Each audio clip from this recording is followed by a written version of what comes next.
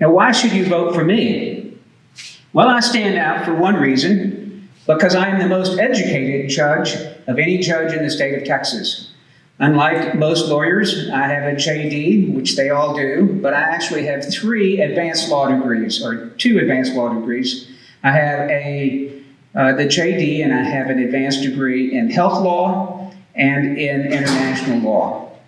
I actually did my internship at MD Anderson Cancer Center in the ethics section, and I am on the board of advisors to the Health Law and Policy Institute at the University of Houston Law School, where I'm also an occasional guest lecturer. I also teach at CLEs for lawyers, and I teach at medical conferences. So I believe that one of the chief roles of a Chief Justice is to be a chief educator. And that is what I plan to do. So listen, I am a Texas boy. I grew up in Pasadena, Texas, and where everybody either drove pickup trucks or horses, but mostly trucks, and they had their gun racks in the back and their cowboy hats. Or they were surfers. The surfers had long hair, the cowboys had short hair, but that was a long time ago. I didn't get a laugh out of that. Nobody saw the irony in that. All right, so recently, in fact, I was in Austin a few hours ago, and they asked me, what is the hardest part of being a justice? And I believe that the hardest part of being a justice is to commit yourself to following the law. And actually, that's not so hard, but the hard part is trying to explain that to somebody who may not agree with you, because a lot of people think that if the judge rules in my favor, he's a good judge. The judge rules against me, he's a bad judge. But that's not really how we should be judging our judges. Our judges are charged with making sure that justice is met out properly. And that's what my role is, to judge the judges and to look at the cases below and see if they've been done properly. And that means following the law and the precedents that comes to me from the Texas Supreme Court, whether I agree with it or not.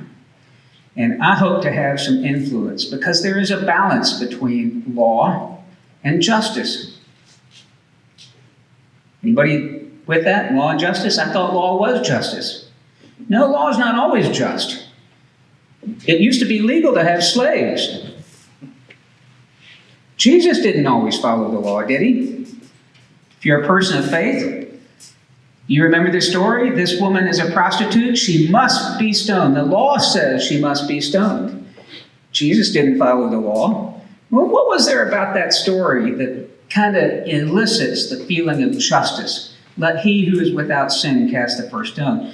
It's not, don't mean it for a religious message now. I'm just trying to say that law and justice don't always mesh. Law reflects the society that we live in, but justice takes into consideration the individuals who are the subject of that law. And so that's why I believe that it takes a great deal of knowledge, a great deal of experience, a great deal of contemplation to write the opinions that give clarity to how the law could and should be interpreted. And that's what I do.